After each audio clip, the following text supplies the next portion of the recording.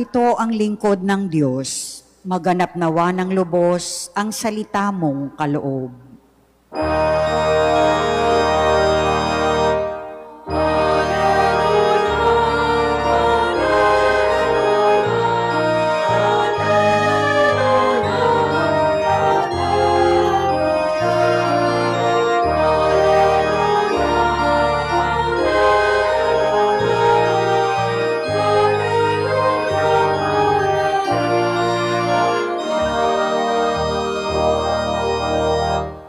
Sumainyo ang Panginoon. At sumainyo rin. Ang mabuting balita ng Panginoon ayon kay San Lucas. Papuri sa iyo, Panginoon. Hindi nagtagal at si Maria ay nagmamadaling pumunta sa isang bayan sa kaburulan ng Huda.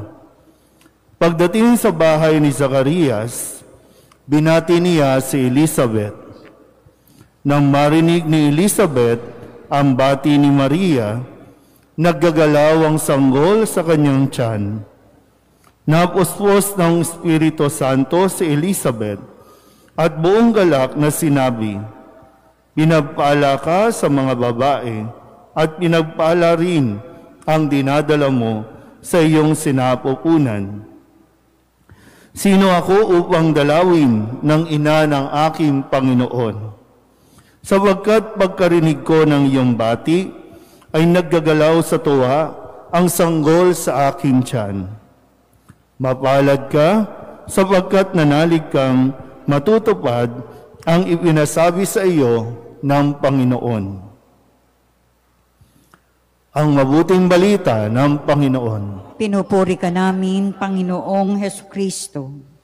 Isang magandang umaga po sa inyong lahat.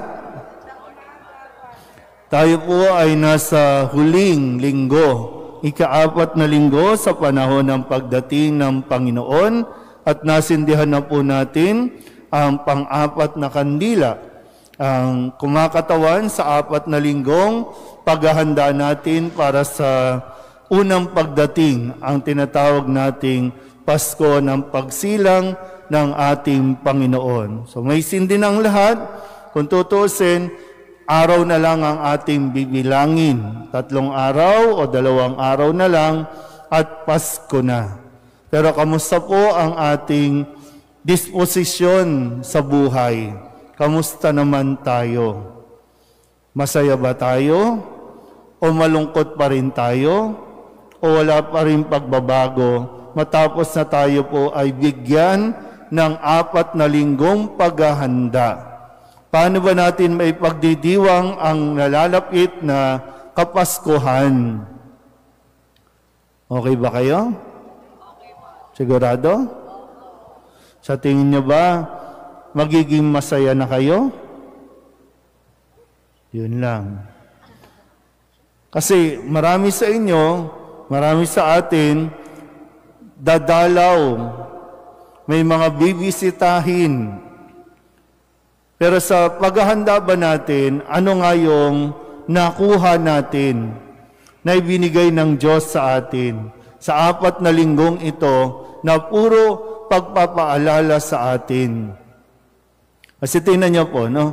Sa ating kwento sa Ebanghelyo sa linggong ito, binisita ni Maria ang kanyang pinsang si Elizabeth na malapit ng manganak. Bagamat si Maria ay meron ding daladala sa buhay at literal na dala niya sa kanyang tiyan ang ipapanganak na Mesiyas, ang anak ng Diyos. Mabigat na responsibilidad na nakaatang sa kanya.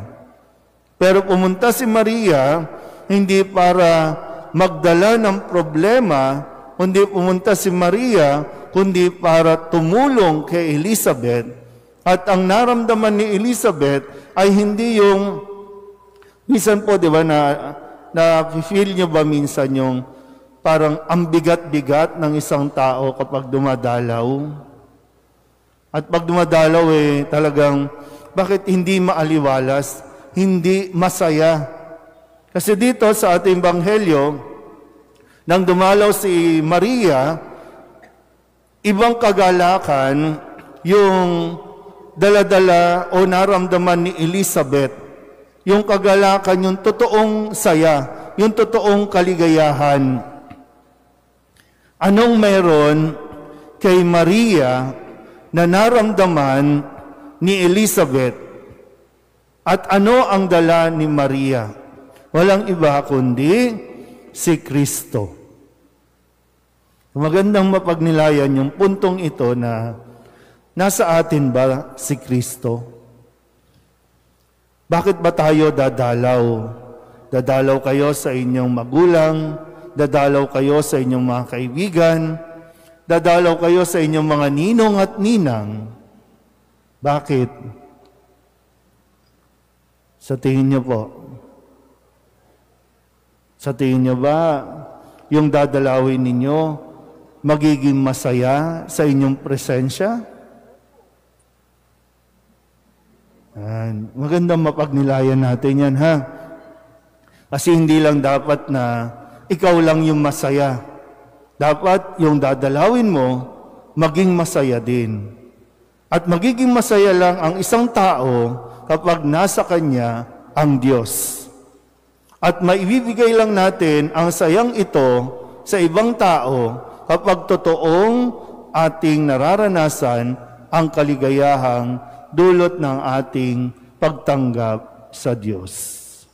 Huwag lang tayong basta pumunta para manghingi ng pamasko. Huwag lang tayong, minsan pinipilit pa natin. Kung ayaw, huwag niyong dalawin. O kaya naman, kahit walang maibigay, ikaw na ang magbigay. Naranasan niyo na po ba yan na kayo naman yung dumalaw, pero kayo ang nagbigay? Hindi yung hinihintay niyo silang dumating, at kapag hindi dumating, para bang mas masaya na hindi sila dumating. Nasaan ba tayong ganun? Kapag dumating, okay lang, normal lang, abot agad, wala nang usap-usap, abot agad. Ganun ba ang magiging takbo ng ating pagbisita sa mga pupuntahan po ninyo?